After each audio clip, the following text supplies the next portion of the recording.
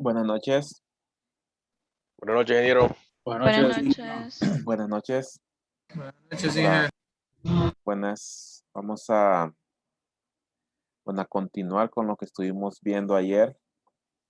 Eh, bien, bueno, sí, ayer les mencioné que había un PDF que tenía todas esas tablas que hemos estado viendo en la presentación, están un poco más claras en el PDF que está en la plataforma. Entonces, solamente para tener ese recordatorio, vamos a continuar con lo que son cuartos fríos. Ya estuvimos hablando ayer sobre cuarto frío, que es un espacio refrigerado o acondicionado, podríamos decir, pero para bajas temperaturas, ya sea para mantener ambientes fríos, alimentos, temperaturas de 5 grados, 5 grados centígrados, o alimentos o cualquier otro producto debajo del punto de congelación, debajo de 0 grados o debajo del punto de congelación de ese producto. No todos se congelan a 0 grados. Hay otros productos que tienen otro punto de congelación. Bien, ayer vimos esta imagen, un ejemplo sencillo de un cuarto frío. Vimos pues la parte electromecánica, un panel de control, el evaporador, el condensador, que realmente es el condensador más el compresor, el sistema de tuberías. Eh, Hablamos un poco sobre las paredes, tipos de construcción de las paredes. Vimos algunas imágenes para hacernos una idea que un cuarto frío no necesariamente es un cuarto pequeño, puede ser hasta una bodega debidamente aislada, construida para mantener eh, productos refrigerados a bajas temperaturas. Puede ser también un mismo espacio de proceso donde se realice algún tipo de trabajo con los productos que están adentro. Eh, y luego pues empezamos a ver un poco sobre cómo calcular esa carga de refrigeración que nosotros en el primer parcial lo conocíamos como efecto de refrigeración. Ahora pues nos toca a nosotros decidir cuál es ese efecto de refrigeración. Vimos que no es más que un cálculo de carga térmica, algunos conceptos muy similares a la carga térmica de sistemas de aire acondicionado.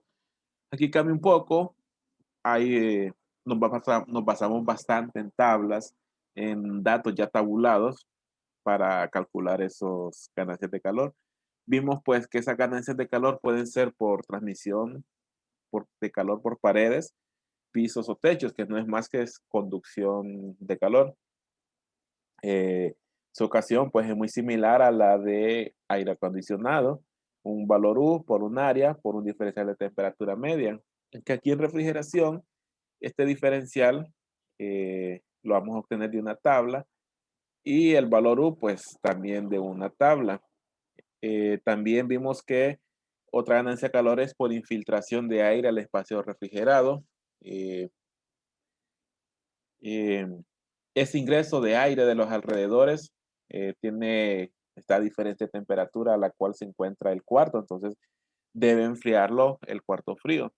También calor procedente del producto a refrigerar, creo que por eso fue que nos quedamos ayer. El mismo producto genera su calor, tiene su calor, hay que extraer calor para enfriarlo y congelarlo. Y productos como los vegetales, que se genera otro tipo de calor que pues es para nuestros conceptos es nuevo, que es el calor por respiración.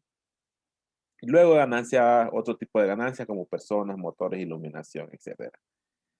Vimos pues la tabla de la cual vamos a obtener esas ganancias de calor por conducción. Tenemos esta tabla donde ya la ecuación de conducción de calor se reduce un poco. Reducimos el diferencial de temperatura, pero ese diferencial pues lo tenemos en esta fila de acá. Estos números que están aquí no es la temperatura a la que se encuentra el cuarto, sino la diferencia de temperatura entre el ambiente exterior y el ambiente interior. Tenemos todos estos datos que están adentro de la tabla son valores para el coeficiente U, y ese coeficiente va a depender pues del mismo diferencial de temperatura y va a depender del espesor de la pared, de las paredes de mi cuarto frío y del material del cual está construido el cuarto frío. Estos valores K, punto 3, punto 25, punto 2, punto 6, punto 14, pues dependen del tipo de material del cual está construido el cuarto. En el libro, pues ahí nos da a qué material corresponde cada uno de esos valores K. El poliuretano, uretano, son los últimos dos que tenemos en la tabla, pero también tenemos por ahí poliestireno. corcho o lana mineral.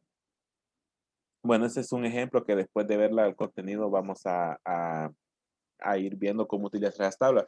Ahorita, antes de, justo creo que por eso me tardé un poco, justo antes de iniciar la clase les mandé un PDF al WhatsApp. Ese PDF contiene un ejemplo completo de cuarto frío, comenzando desde solo tener las dimensiones y cantidad de producto. A partir de eso, calcular mi cuarto frío. Incluso ese ejemplo, si no me equivoco, también incluye la selección de equipo, que entonces es para que lo tengamos porque en su momento lo vamos a ver. Vimos también, bueno, algunas recomendaciones de construcción sobre espesores de pared dependiendo de la temperatura que nosotros queremos mantener cuarto frío, pero con un espesor de 4 y 6 pulgadas es común encontrarlo, quizás lo más común, de esos paneles ya prefabricados con que construyen los cuartos fríos. Bien, aparte de eso hablamos que ese cálculo que hemos visto es para cuartos fríos con todas sus paredes completamente en interior, o sea, en sombra. Pero ¿qué pasa cuando tenemos una pared o todo el cuarto frío está al exterior? Entonces necesitamos calcular una corrección por efecto solar y utilizamos esta tabla donde depende de el tipo de superficie, hablando si es una superficie oscura, intermedia o clara. Pues claro, podemos hablar de aquellos cuartos fríos pintados de color blanco y estos números que están aquí, que dependen de la orientación, se le suman acá el diferencial media que calculamos en la tabla anterior y con eso calculamos el valor U. Esa es una corrección cuando tenemos cuartos fríos al exterior. Luego pasamos a infiltraciones, que es esa cantidad de aire que ingresa a un cuarto, que es el mismo efecto de cuando abrimos una refrigeradora muy seguido. Cada vez que abrimos sale aire y ese es compensado por infiltración y ese aire pues a temperatura del cuarto donde está el refrigerador. Como es una aire a mayor temperatura, pues el refrigerador lo debe enfriar y le representa una carga térmica. Y entre más abrimos, más seguido abrimos o dejamos abierta, pues más carga térmica debe extraer el refrigerador. Y si no tiene la capacidad suficiente, lo que va a pasar es que se van a calentar los productos que están en el refrigerador. De lo mismo con los cuartos fríos. Tenemos esta tabla donde lo que debemos calcular son los cambios de aire cada 24 horas. Eso va a depender del volumen que tiene el cuarto frío, que a su vez va a depender pues, de las dimensiones físicas, largo, alto y ancho. Con eso calculamos los cambios de aire por hora, o perdón, por 24 horas. Ayer pues hice mención que a qué nos referimos con cambio de aire. Nos referimos, un cambio de aire es extraer por completo el aire de un ambiente y reemplazarlo por aire nuevo. Entonces, cuando nos dice 33.5 cambios de aire por 24 horas, significa que el volumen del cuarto lo vamos a reemplazar 33 veces en 24 horas. Luego que tenemos, con estos datos, obtenemos el flujo, cuánto flujo está pasando. Nosotros después nos vamos a otras tablas donde me dan por cada pie cúbico cuánto es el calor que me genera de carga esa aire por infiltración. Entonces, para eso vamos a utilizar la tabla 14.6. Realmente son dos tablas. Creo que eso no lo había mencionado. Sí, bueno, aquí creo que tengo la misma tabla, pero hay dos tablas que dependen de las temperaturas. Eh, bueno, después lo vamos a ver. Hay dos tablas que debemos ubicarnos en qué temperatura es lo que vamos a mantener en nuestro cuarto frío. Entonces, debemos utilizar la tabla correcta. Bueno, hay otro ejemplo. Luego hablamos un poco de la carga de enfriamiento del producto, que utilizamos fórmulas pues ya aprendidas desde que llevábamos física, que tiene que ver con un calor específico. Vamos a utilizar esta ecuación para el calor sensible que necesito extraer de un producto. Como conceptos, no sé, creo que ayer no lo mencioné, conceptos de termodinámica y de aire acondicionado, los calores o el calor que me genera o la carga térmica que se basa en calores ganados, yo puedo tener dos calores, o mejor dicho, siempre tenemos dos calores, el calor sensible y el calor latente. ¿Calor sensible cuál es? Es aquel calor que dependiendo si lo ganamos o lo perdemos, es aquel calor que me representa un cambio de temperatura. Pero también tenemos el calor latente, que es aquel calor que cuando lo ganamos o perdemos me representa un cambio de estado. Cambio de estado, pues en el aire o en la humedad que puede tener el aire, o cualquier elemento que me representa una ganancia de humedad. Esa ganancia de humedad, pues tiene que darse un cambio de estado, y ese cambio de estado es un calor latente. Entonces, lo mismo con los productos. Si yo cambio de estado, un producto, es decir, está no congelado y lo pasamos a congelado, tenemos que extraerle calor latente y eso lo tenemos con esta ecuación. Pero si lo que vamos a hacer es enfriarlo, o sea, decir, cambiar su temperatura, lo que vamos a extraer es calor sensible, calor que digamos que se puede sentir en un cambio de temperatura, mientras que el latente no produce un cambio de temperatura, produce un cambio de estado.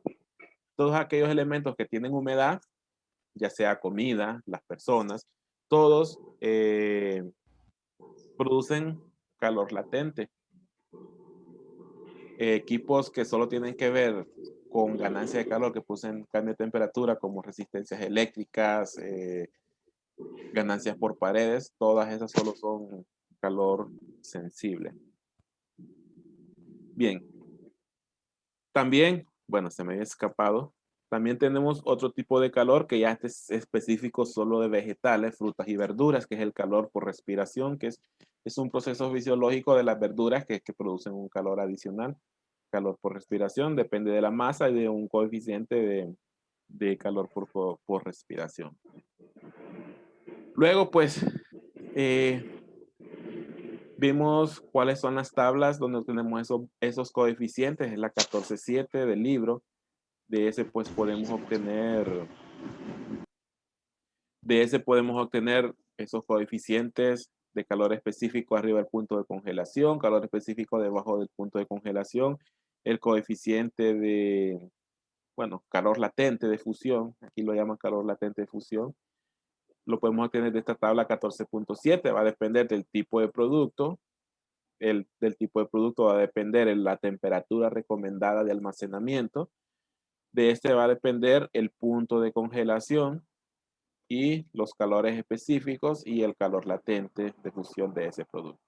Creo que ayer por aquí fue donde nos quedamos. Eh, bueno, hay un ejemplo ahí que después lo vamos a ver. Y esta pues es la tabla 14.8. Es la tabla que tiene que ver con calor de respiración de los productos. De esta tabla es la que se va a obtener el coeficiente H, el coeficiente que me va a dar multiplicado por masa el calor de respiración que produce esas frutas y verduras. Pues vamos a ver que aquí hay, esta tabla pues solo tiene alimentos vegetales. Depende pues de la temperatura de almacenamiento y algunos rangos recomendados de calor por respiración. Bien, luego que, bueno, si ya tenemos ganancias exteriores por paredes, tenemos ganancias por respiración, tenemos ganancias por producto, hay un último tipo de ganancia de calor, que es la ganancia de calor interna, que no sea producto. Puede ser por las mismas personas. Digamos que sean cuartos fríos donde el tiempo que las personas pasan adentro sea algo considerable y no se pueda despreciar. Entonces debemos ingresar el calor ganado o el calor que generan esas personas a estar al interior del cuarto frío. Pues hay una tabla que es la 14.9, depende de la temperatura de almacenamiento o la temperatura del cuarto frío y según esto, pues la cantidad de calor que genera cada persona. También tenemos ganancia por equipos. ¿Qué equipos pueden haber adentro de un cuarto frío? Pues va a depender del tipo de aplicación. Puede haber motores eléctricos, algunas sierras, si es, digamos, un lugar donde destacen, podemos tener motores eléctricos. Bien. Iluminación también, porque se me había escapado. También podemos tener iluminación, digamos, un cuarto frío donde la iluminación pasa bastante tiempo encendido. eh, Donde pasa bastante tiempo encendido, debemos meter esa ganancia de calor. Tal vez si solo sea un cuarto frío donde una persona entra, agarra un producto y sale, no sea necesario considerar la ganancia de calor por esa persona o por iluminación. Si es una iluminación que al nomás salir se apaga, pues no puede ser suficientemente despreciable. Pero sí, La infiltración, esa sí hay que considerarla siempre. Y David Sosa dice que lo ingrese al grupo, solo que me mande el número para poderlo ingresar al grupo de WhatsApp. Bien, solamente, solo permítanme. Ahora sí. Bien, ¿qué más? Bueno, ahí tenemos todas las ganancias de calor. Ahí tenemos todas las ganancias de calor en cual debemos considerar para cálculo de nuestra ganancia de calor, que es nuestra ganancia de calor total. Eh, algo que mencioné ayer es que todas estas tablas, bueno, la mayoría, nos dan ganancias de calor. Vamos a ver esto que está por acá. Nos dan ganancias de calor cada 24 horas, es decir, todos esos calores que estamos calculando va a ser por 24 horas, BTU por 24 horas. Pero hay una situación, los equipos no se venden por su capacidad cada 24 horas, se venden por su capacidad durante una hora, es decir, BTU por hora. Digamos, un equipo de 12,000 BTU, normalmente así lo menciona uno, pero realmente nos referimos a un equipo de 12,000 BTU hora, o sea que él puede extraer 12,000 BTU de energía por calor cada hora. Pero estas tablas nos dan la energía extraída cada 24 horas. Entonces nosotros, antes de calcular un equipo, debemos primero sumar todas esas ganancias de calor y eso nos va a dar una carga diaria, es decir, una carga ganada durante un día de 24 horas. Para trasladarla a una carga horaria, debemos dividirlo pues en el tiempo de operación, podría ser el tiempo de operación del compresor. El libro da algunas recomendaciones por ahí de qué carga horaria deberíamos considerar eh, o cuántas horas con algún tipo de coincidencia que puede haber. Nos da algunas recomendaciones de en cuántas horas dividir esa carga para obtener la carga horaria. Tiene que ver bastante con el tiempo de operación del compresor.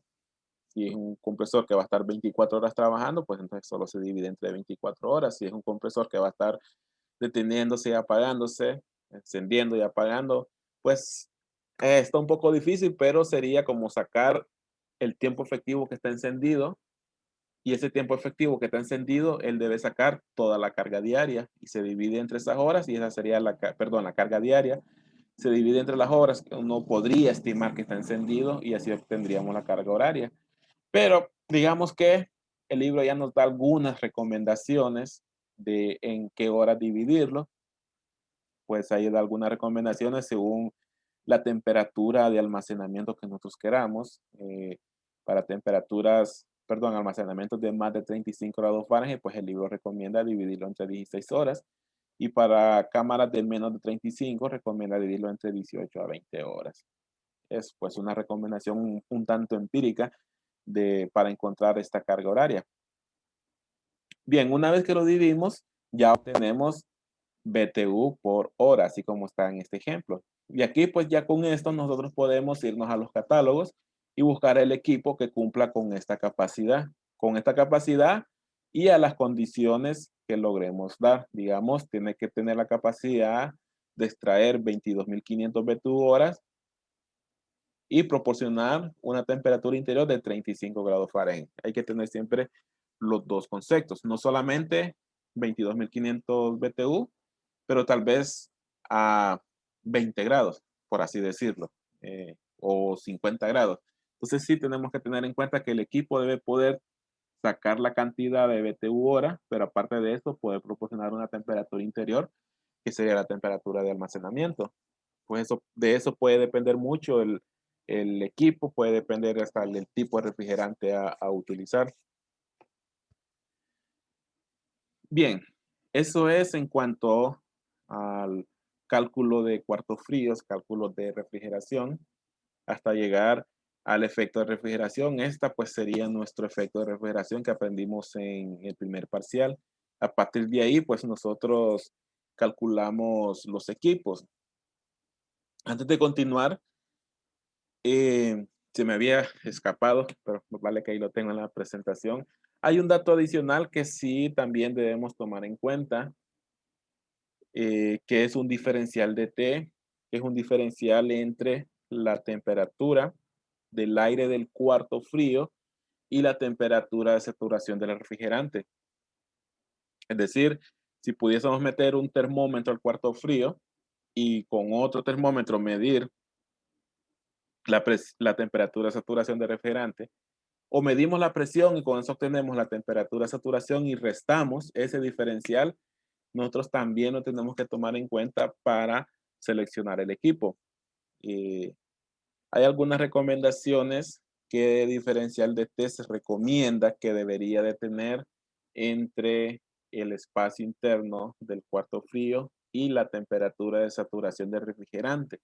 Ahora bien, nos referimos a temperatura de saturación del refrigerante en el evaporador, porque pues estamos comparando la temperatura del cuarto frío en el interior y el equipo que va en el interior, pues es el evaporador. Entonces debería ser la temperatura de saturación de presión de baja, podríamos decirlo.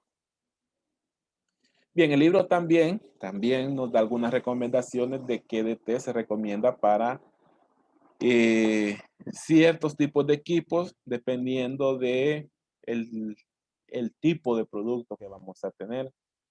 Eh, el libro, pues, igual que el manual que yo les mostré, clasifica los serpentines de acuerdo a 4 grupos de alimentos. Bueno, valga la alimentos uno, 2, 3 y 4. Clase uno, pues, ubica ahí alimentos como huevos, lácteos, el lácteo sin empaquetar, legumbres, mantenido durante tiempos largos, productos que requieren una humedad relativa muy alta. Bueno, sí, esto va muy relacionado por la humedad que requieren los alimentos que yo voy a almacenar. Pues la clase uno son los alimentos que necesitan una mayor humedad en el cuarto frío. Luego tenemos los clase 2 como carnes, frutas, productos similares, requieren una alta humedad alta también. Eh, Carnes, clase 3 carne en canal, bueno, no sé a qué le dirán carne en canal. Bueno, frutas como melones, perdón, que tienen cáscara dura, pues los consideran como clase 3, necesitan una humedad relativa moderada. Y clase 4 que son productos enlatados, embotellados, pueden ser como bebidas, otros productos que tengan una cubierta protectora que los separe del ambiente del cuarto frío con el producto que está en el interior del envase. Eh, pues estos productos requieren una cantidad muy baja de humedad a partir de la superficie o absolutamente ninguna, como menciona este libro. También está la clasificación, pues ahorita tuve que hacer algo de esfuerzo para ver bien las letras. Podíamos usar mejor el manual que yo les mandé para leer bien esta clasificación de productos.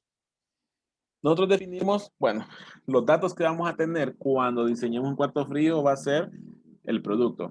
Y hablando de producto, va a ser capacidad de masa de producto y quizás solo eso. O tal vez las dimensiones de un cuarto frío donde quepa esa cantidad de masa. Y solo con esos dos datos, nosotros debemos de poder calcular un efecto de refrigeración y seleccionar un equipo. Pues vamos a tener que calcular las ganancias de calor por transmisión, por infiltración, por producto y por ganancias internas. Eh, Después seleccionar los equipos en base a la carga horaria que vamos a calcular dividiendo la carga diaria entre horas de operación del compresor. Vamos a tener que seleccionar el equipo tomando en cuenta el diferencial de temperatura entre el ambiente interior del cuarto frío y la temperatura de saturación en el evaporador que está dentro del cuarto frío. Para eso debemos clasificar en qué grupo se encuentra el producto que queremos almacenar, si es clase uno, 2, 3 y 4. Y bueno, ahí con eso pues se dan algunas recomendaciones de este diferencial. Ahora bien, ¿dónde lo vamos a usar? Pues cuando seleccionemos equipos de refrigeración, sobre todo el evaporador, ahí es donde vamos a utilizar ese DT. Pues obviamente ese DT es es la temperatura de saturación del evaporador, pues va a ser para seleccionar el evaporador.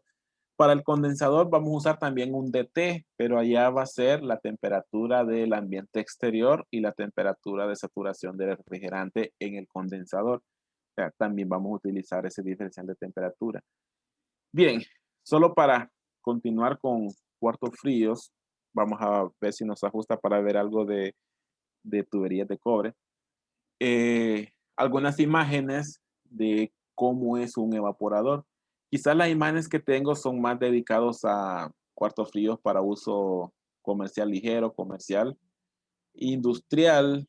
eh, no vamos a tener mucho tema porque ya industrial podríamos entrar a otro tipo de sistema de refrigeración que ya no sería un circuito de refrigeración por expansión directa, podría ser el circuito de refrigeración a base de amoníaco, ya para aplicaciones más industriales de refrigeración.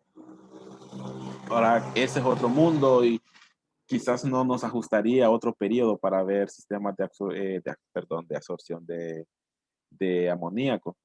Aunque, bueno, sí, también hay circuitos de refrigeración por absorción, chiller por absorción, que no utilizan un compresor, sino que juegan con una mezcla de sal con agua y con eso van moviendo el calor a través del circuito de refrigeración.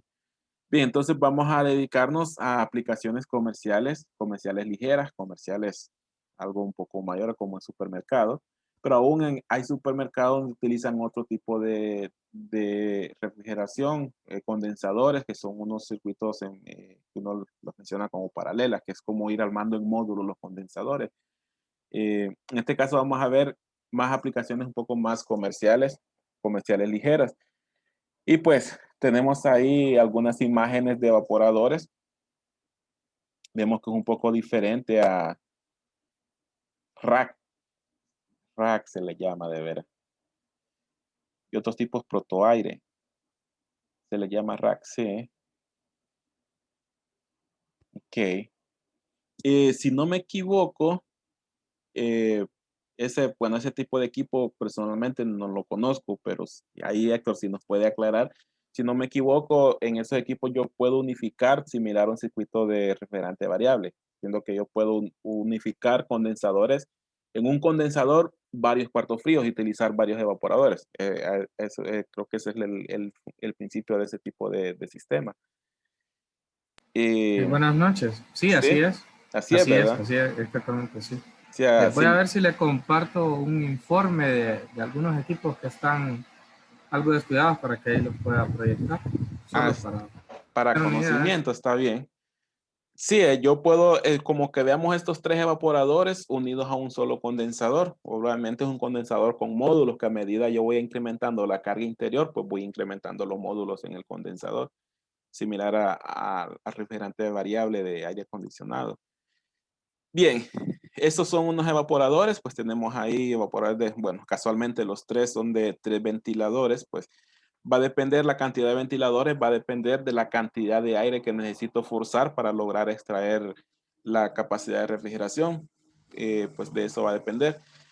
En la plataforma, sí, en la plataforma yo subí también algunas carpetas con catálogos que nos pueden servir para el estudio. Entonces, aquí tal vez tengo las imágenes solo de una tabla de selección de equipos, pero podemos tener una gran cantidad. Aquí pues solamente para cuestión de ejemplo. Vemos esta tabla, este pues un caso específico de un fabricante de equipo de refrigeración. Por aquí vemos la capacidad de refrigeración horaria, BTU hora, o sea, aquella conversión que vamos a hacer de carga diaria a pasar la carga horaria. Una vez que la encontramos, venimos a esta tabla. No recuerdo el ejemplo. No, estas son capacidades altas. Aquí digamos que nuestra carga horaria nos dio 215,000 BTU hora. Bueno, lo ubicamos en esta columna y aquí pues seleccionamos el modelo del evaporador que nos logra cumplir con esa capacidad. Debería ser pues la que cumpla con la capacidad o la que cumpla con la capacidad, pero inmediato superior. Digamos, si a nosotros nos dio 230,000, pues vamos a seleccionar el inmediato superior, 250,000, para no quedar un poco cortos. Bien, necesitamos ubicar la cantidad de calor diario o horario, perdón, que debemos extraer para seleccionar nuestro equipo. Debemos obtener otro dato, bueno, que realmente ya lo platicamos, es este dato que está aquí. Este dato, junto con este que está acá abajo, son los datos que a mí me dan o que yo obtengo en base a la temperatura de almacenamiento en el cuarto frío y ese diferencial de T que acabamos de hablar. Por ejemplo, aquí me dice que esta tabla cumple para estas capacidades de BTU hora y cumple para evaporadoras con un DT de 10 grados Fahrenheit. ¿Qué significa? Para aquellos evaporadores donde la diferencia de temperatura entre el ambiente interior del cuarto frío y la temperatura de saturación en el evaporador es de 10 grados Fahrenheit. Imaginemos un cuarto frío donde quiero almacenar productos, por decir un valor a 40 grados Fahrenheit. Y si me dicen de que el DT es de 10, quiere decir que la temperatura extraordinaria del refrigerante es de 30. ¿Por qué? Porque tenemos 40 en el cuarto frío y tenemos 30 en la saturación del refrigerante. Entonces el diferencial es igual a 10. Entonces así sería una forma de interpretar qué nos dicen estos 10 grados. No es, no es 10 grados de almacenamiento, sino 10 grados de diferencial de temperatura entre el almacenamiento y la temperatura de saturación. Bien, ¿qué más? Bueno, obviamente antes de llegar a esta tabla debemos encontrar o clasificar o ver qué tipo de evaporador nos puede servir.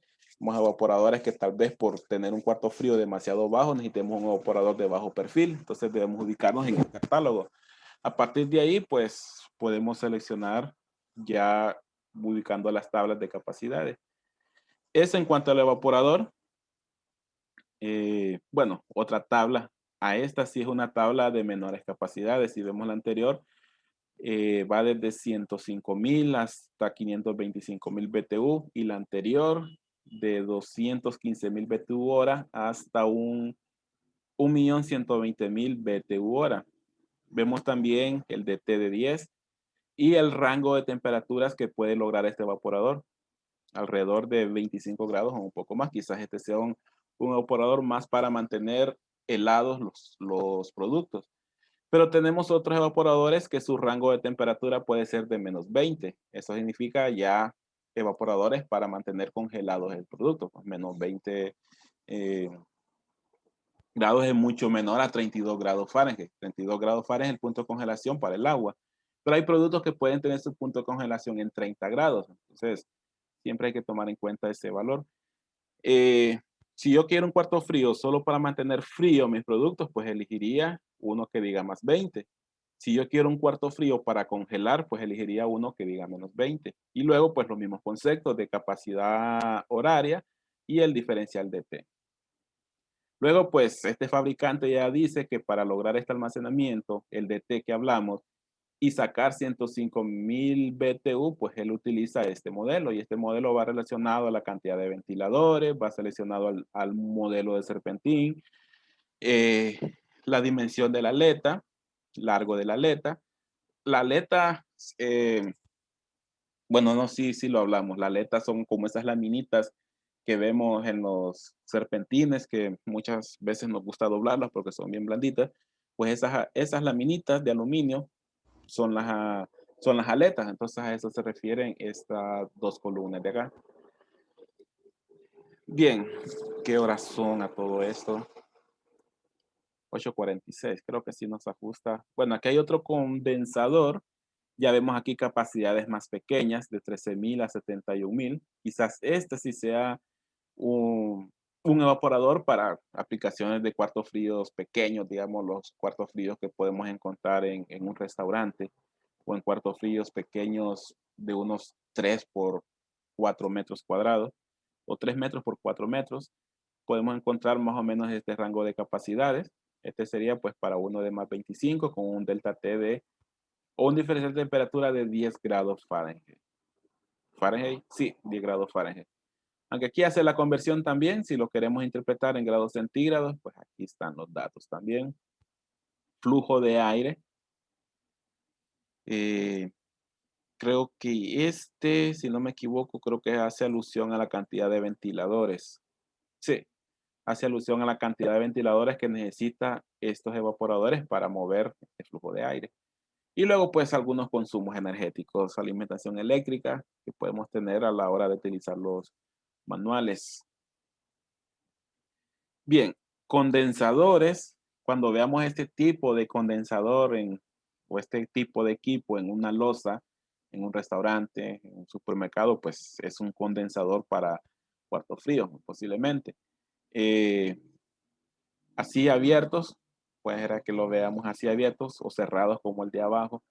Aunque el de abajo, pues desde largo, podríamos interpretarlo como un equipo de aire acondicionado, pero realmente es un equipo de refrigeración, un condensador, compresores tipo scroll, o puede ser de tornillo. Creo que sí hay compresores verticales de tornillo. Creo que sí, si no me equivoco.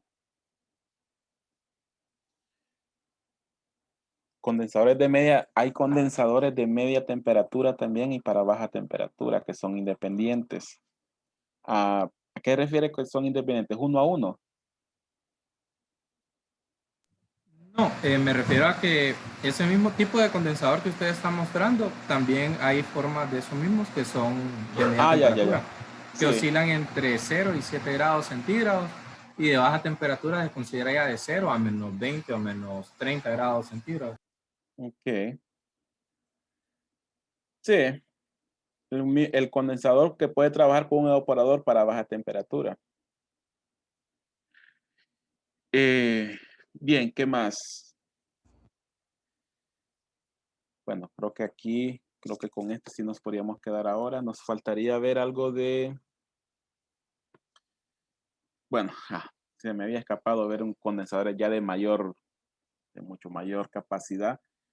Esta marca, pues solo es de referencia. Lo que pasa es que una vez tuve problemas por mostrar marcas en la clase, entonces siempre menciono que solo es referencia, solamente es referencia, nada más. No estoy promocionando ninguna marca. Eh, bueno, condensadores de mucho mayor capacidad parecen unidades paquetes de aire acondicionado o parecieran chillers de tornillo de aire acondicionado, pero realmente son equipos de refrigeración. Acá abajo pues el compresor de tornillo. Y bueno, creo que con esta sí. Vamos a dejarlo de tubería de cobre para mañana y de ahí pues empezar el ejemplo. Vamos a ver ejemplo de cálculo de refrigeración. Después vamos a ver, sí, creo que la otra semana, como el miércoles, nos va a tocar, sí, correr un poco el examen, porque sí, también quiero que veamos la parte de cómo dimensionar tubería de refrigeración a mano, como podríamos decir, mediante tablas, dependiendo de la capacidad, el flujo másico, dependiendo de cambios de altura, distancia, etcétera. Caídas de presión que no produzcan más de 2 grados Fahrenheit de caída. Bien, eh, tablas de condensador, pues la selección es muy similar. Necesitamos encontrar un condensador que tenga la capacidad igual o levemente mayor, inmediatamente superior a la capacidad que necesito en el evaporador. No vamos a seleccionar un condensador que tenga menor capacidad a la que necesita el evaporador. Que, bueno, no sé, ahí si las que son rack cumplen como los refrigerantes variables, que yo puedo utilizar coincidencias. Ahí sí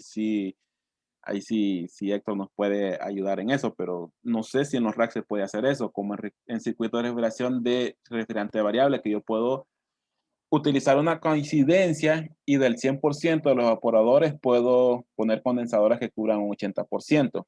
Ahí sí, en los racks, no sé si eso se cumple también. Esa parte tendría que... Normalmente esos equipos tienen algo que se le llama transductores, y ellos son los que se encargan de hacer algo, por así decirlo, como un VRF en los compresores. Entonces ellos los ponen a trabajar de acuerdo a ciertas capacidades, y también dependiendo del tipo de control que tenga el equipo, nosotros podemos ver incluso hasta, bueno, si el compresor está por fallar, Si está por cuánto fallar, está consumiendo lo que monitorea exactamente. los amperajes o temperaturas. Es realmente donde actualmente trabajo, contamos con un centro de monitoreo. Entonces, hay muchas cosas que se pueden ver de manera remota. Y ahorita puedo escribirle a las personas que están ahí para ver X tienda.